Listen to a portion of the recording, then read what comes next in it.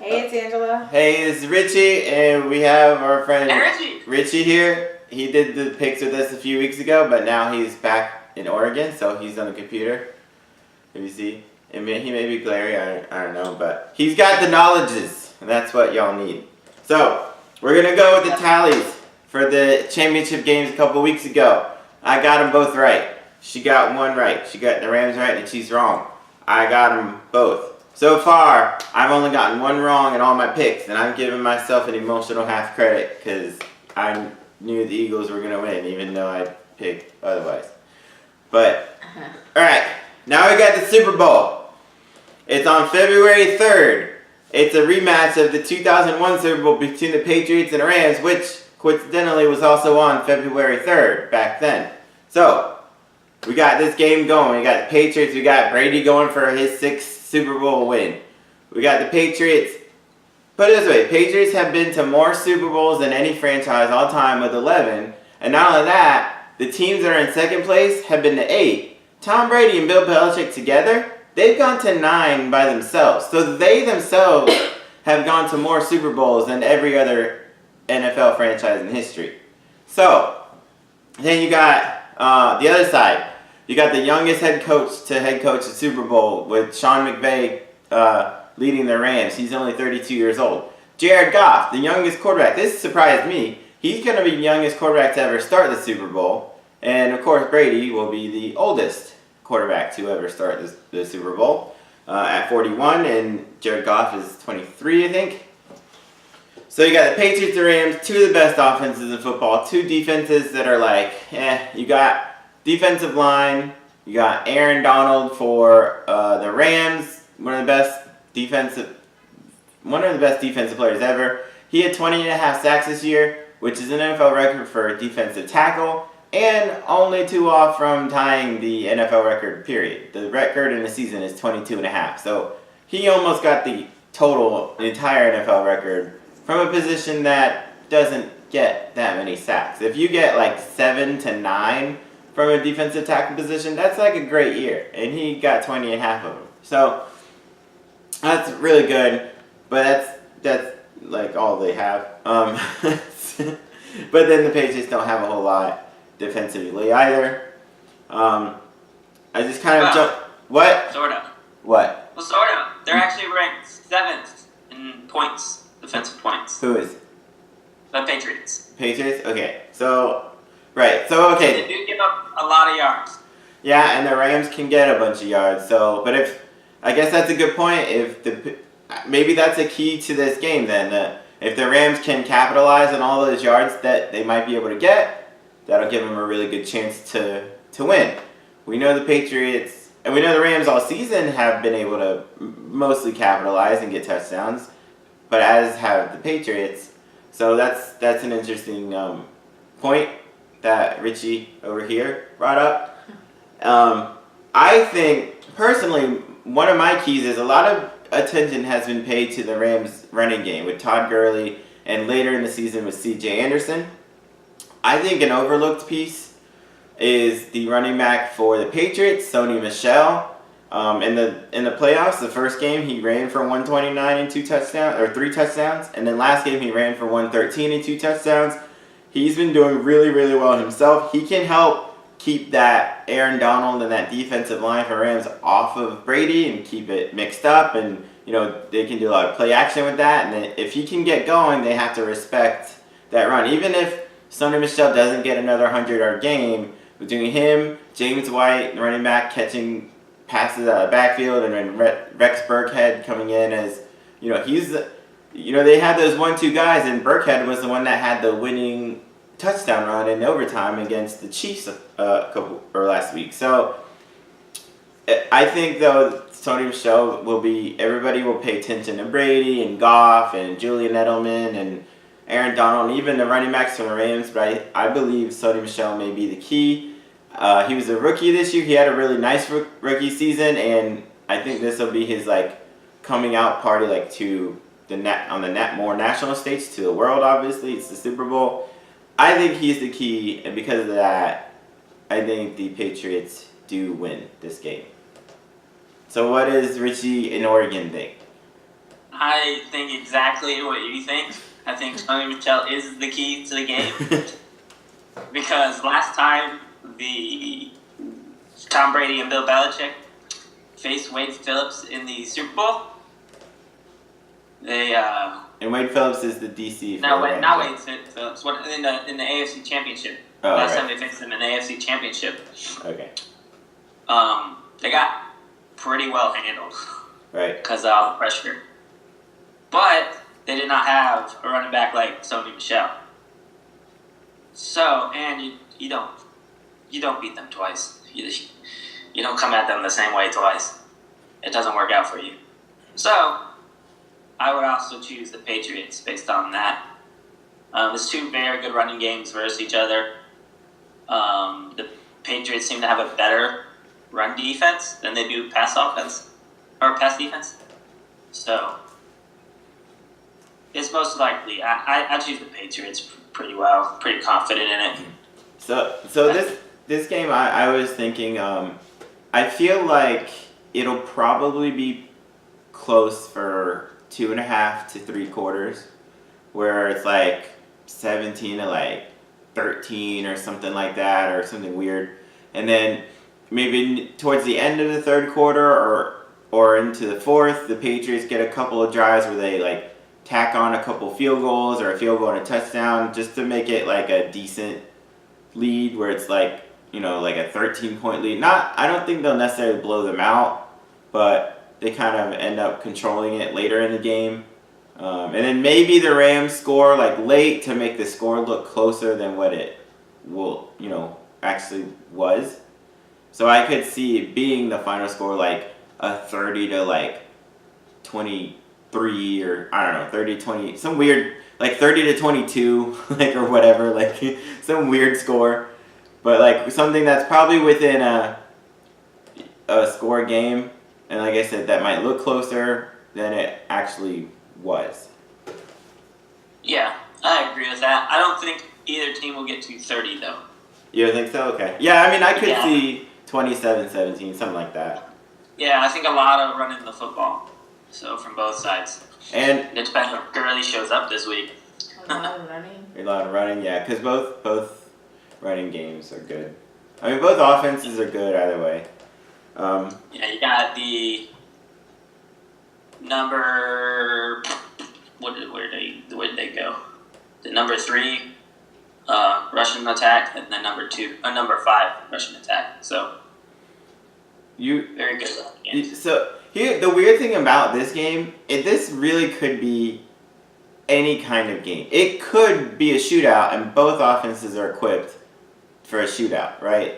Both of them could. It could be in like the 30s to 40s. Like, we're not saying it won't be. It's just it could be that, or it could be just run and pound and game where it's relatively. I don't think they're as equipped anymore as they were earlier in the season. Who? Both teams? Both teams, because the Rams lost Cooper Kupp, which changed their passing game quite a bit. Yeah.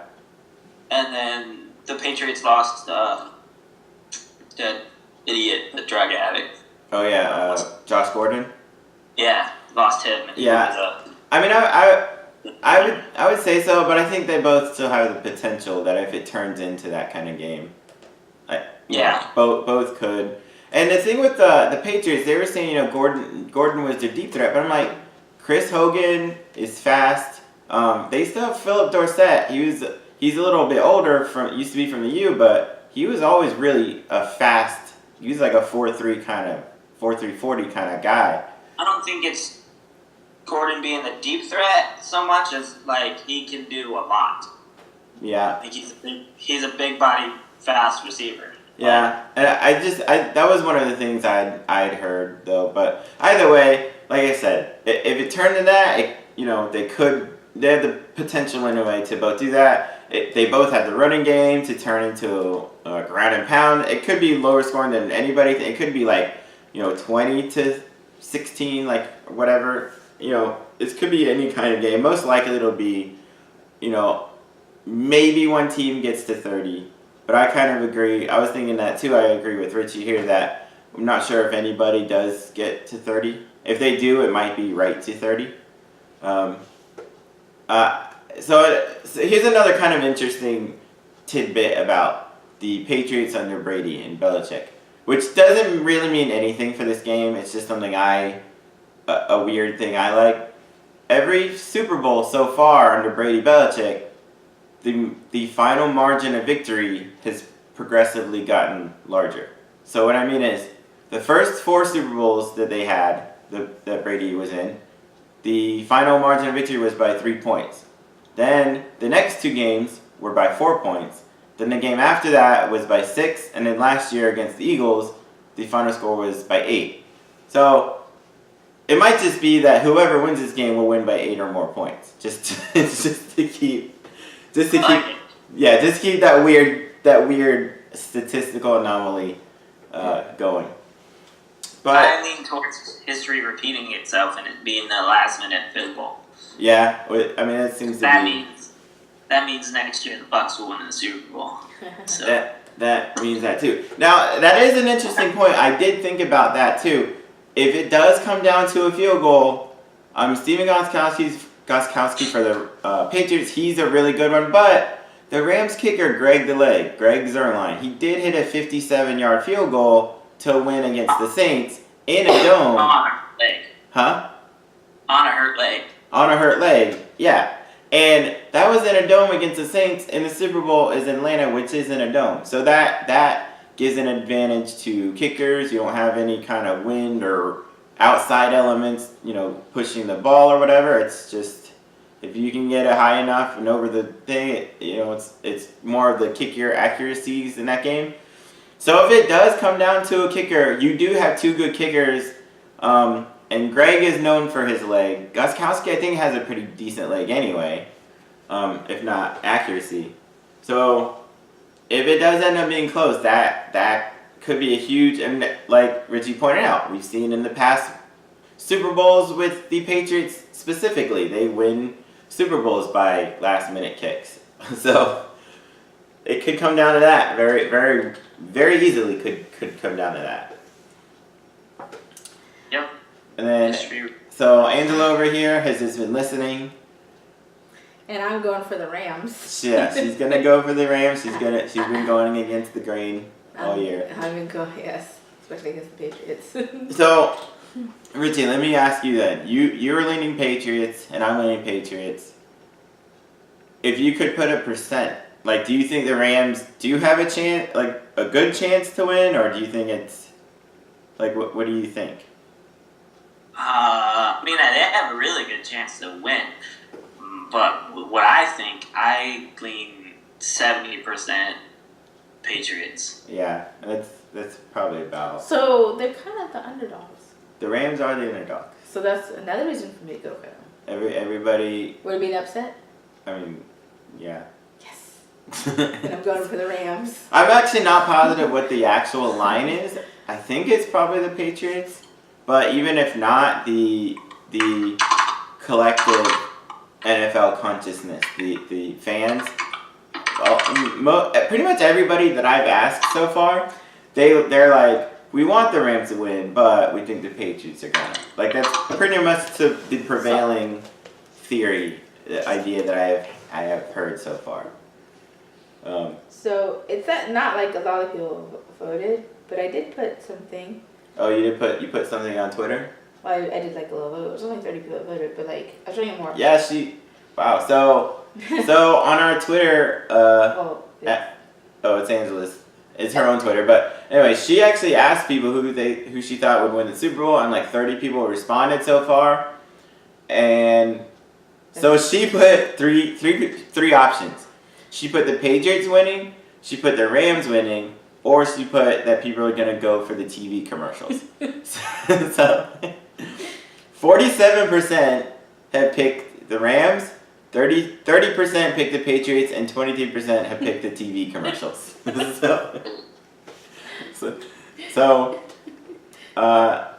Yeah, I mean, either way, the TV commercials are always good.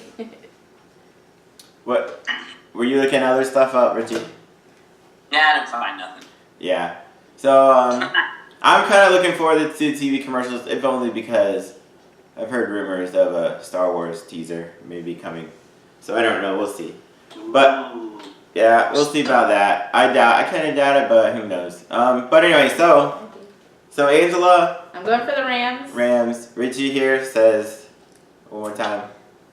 The GOAT. The GOAT, greatest of all time. Tom Brady. Oh. Greatest, yeah.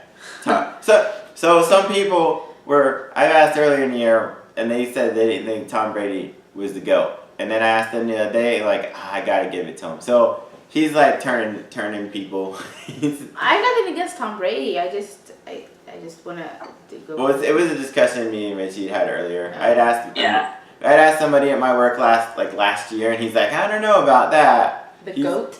Greatest of all time. It's an acronym. Oh. G-O-A-T-S. Like, why are they comparing it to an animal? Like, well, I'm not good with acronyms like that. Yeah, but anyway, so the guy said, I don't think so, because he's only been to 8 Super Bowls before this year. Only Only been to 8. That's nothing. Yeah. And then won 5 of them. That's It took 9. And they it took the 9th appearance for him to be like, I gotta give it to Brady, I guess. Another stupid argument. It's because he's lost 3. Yeah. That's the other thing is too. The guy, right? The guy said, and he may be watching this later, so. But the guy did say, he's like, well, he's lost 3. It's like, yeah, but he went to 8 and he won 5 of them. You know, that's. And how many teams still have yet to go? That's how many people say Players Jim Kelly is one of the greatest of all time. He went to 4 straight and didn't win any. Like, Right. Fran 4 straight. Fran Tarkenton from the Vikings in the 70s, he went to 4. He didn't win any. Like, I mean, these are considered, GOATs. But And for you people that say Montana, he's got 4, right? Joe Montana, he's got 4. He is 4-0. In how many seasons? Fuck, I don't know, 12? 13, 14? No, probably like, 14, 15? Joe Montana. No, Troy Aikman. Troy Aikman won 3. What about the one that did the bear and the dance? That did the little, the dance that stands for the dance, Chicago Bears? 14 seasons. So Joe Montana played 14 seasons and got 4, which is good, but it's not 5 wins and then 9 appearances in 18 seasons. I think this is Brady's 17th. 17th season he's played. Yeah, because he was out for an entire season. Right. So over half the time he's played, they've gone to the Super Bowl. And if he wins this, that'll be over a third of the time he's won the Super Bowl, right? Like, so I know we're kind of, Still greatest. And 13 AFC championships? Right, 13, 8 in a Which is row. almost as long as Montana played. Yeah. So, I mean, we're it sounds like we're like gushing all over Brady or whatever. We like Brady, but it's more so like you have all the evidence there. It's there. Yeah. As the greatest. It's like when people say Jerry Rice was the GOAT receiver. Nobody questions it, right? Nobody says anything. But then when you say Tom Brady, they're like, it's like it's all. Right. You have all the evidence. You have everything. Even if he loses, if he wins this, whatever. I saw something today. They're like, this could cement his legacy. I'm like, his legacy was cemented with the first 3 Super Bowls, right? This is just like. It's like you're, I don't know, he's just adding on. Like he has a house now. He wants another man cave on it. Like he's like, just essentially making his legacy uncatchable. Pretty much, sort of like what Rice has done. Right. So like when you look at Rice's stats, you're like, damn, no one will ever top that. Like the number 2, like Rice is, number 1 all time in receiving yards with like 22,000. The number 2 guy is like 16 or 17,000. So he's still that's still 5 or 6 seasons ahead of anybody that could even maybe catch him. Like, all right. So anyway, all this said, and then I put Barry Sanders running back as a GOAT. Maybe this is a discussion we should have in another video. The goats, not the animal. The goat. Barry Sanders was the number 2 rusher of all time, and he'd only played 9 seasons. So yeah, I mean, he should have put it untouchable, and that's what Emmitt Smith said too. when Emmitt Smith broke the record, he's like, this should be Barry Sanders' record I'm breaking. But if he were to. Anyway, that being said, we kind of went off a tangent. But this is, I mean, it's fitting. This is Super Bowl. It's made for the best of all time. We're talking about the GOATs. That's so. true. Good point. So anyway, she goes with the Rams. I'm going with the Patriots. This Richie on the TV monitor, or the laptop, is going for the Patriots as well. This will be our last preview. We may do one more just to like cap everything. Maybe say our total tallies from the season as well, and maybe we'll tell you a little bit more. We'll have some more stuff in the off season coming with the draft. I think Richie might do something with me for the draft if he wants to.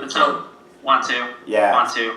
The Bucks' best time of year. Yeah, it's the off season. The Bucks' best time of year is the off season. But all right, so that's our video for now. Keep track. Stay tuned for more videos to come. Peace. Thank you, Richie.